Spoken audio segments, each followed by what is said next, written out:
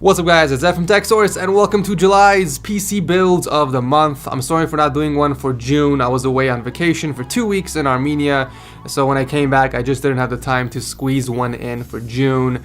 But anyways, I was reading over last episode's comments and a lot of you guys want a balanced gaming and editing PC around $1,000, so I will be doing one of those in this episode.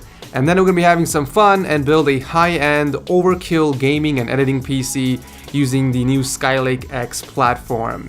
Something that is worthy enough to be on my desk. I'm going to be calling it White, or Big White, I believe. Kind of like Big Red's brother or sister, whatever you want to call it. But anyways, with that said, let's go ahead and take a look at these configurations. Guild of Heroes is not only the sponsor of this episode, but they are giving my subscribers an exclusive chest with 7,000 gold and some extra gear. Guild of Heroes is a free-to-play action RPG game for both iOS and Android that lets you grind through levels battling mobs and bosses to level your character and pick up some dope loot in the process. What I like about this game compared to other mobile RPG games is the fact that you can switch between the 3 characters without starting from the beginning. The game has amazing graphics and it's pretty addicting. It's also free to play, so check it out guys. I'll drop a link below. As I mentioned before, only for my subscribers, they are giving away a bonus chest with 7,000 gold, an armor piece, and a critical hit booster. So the first build is a balanced gaming and editing rig featuring the Ryzen 5 1600 6-core processor, which is great for streaming and productivity, whether you are doing some 3D modeling, graphic design, or just editing video. It just doesn't make any sense spending more than double the price and going with a 6-core CPU from Intel at this point. You get far better value with the 1600 compared to the 5820K or even 6800K. The 1600 does come with its own cooler, so we don't have to pick one up. However, we do need a solid motherboard for overclocking. And recently I've been in love with the ASRock AB350M, which offers so much for only $80. A 5-star rating on Newegg that comes with 4 DIMM slots, 7 USB 3.0 ports, we got Type-C and Type-A support, along with 2 M.2 slots, one of which supports PCIe Gen 3 by 4. Since this is a productivity PC as well, I decided to throw in 16 gigs of RAM instead of 8, however there is 2 more slots left for future upgradability. For storage, I went with the usual 1TB hard drive from WD, however I did throw in a 240GB M.2 from ADATA as well, which will help tremendously with boot and loading times. The EVGA GTX 1060 6GB graphics card will get you 1080p gaming and max settings across most AAA titles, if you're lucky to find a cheap one with all the cryptocurrency crap that's going on right now.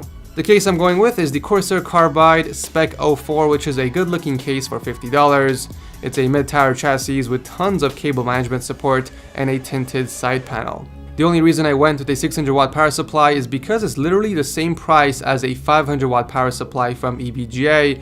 However, it's only available at Best Buy for pickup, so the price might vary if you guys don't have a Best Buy near you. So the total comes out to a little over $900, and this is the build I would go with if I were to build my friend a productivity and gaming PC. It's perfect for making YouTube videos, streaming on Twitch, and gaming of course. However, if you guys are looking for just a gaming PC, then you should check out my Maze PC build of the month, because in one of the builds I did a $900 gaming PC with a 7600K and a GTX 1070. So for around the same price as the one in this video, you guys get a more powerful gaming PC. So check that out, I'll drop a link below. The next one is called Big White, and it's rocking the new i9 7900X 10-core processor from Intel, and I would go with the 20-core option, but that's not available yet. We gotta keep the temps cool while we overclock this bad boy, so we're gonna be going with the Corsair H100i V2, which is my personal favorite AIO cooler on the market right now. And since we're not on a budget and I'm going with an all-white build, the Asus Prime Deluxe was an obvious choice. Perfect for overclocking the 7900X to its full potential, plus it looks badass. We're going with 64 gigs of the Corsair Vengeance LPX RAM sticks because why not? Plus we can change the lights to white to match the color scheme of the build.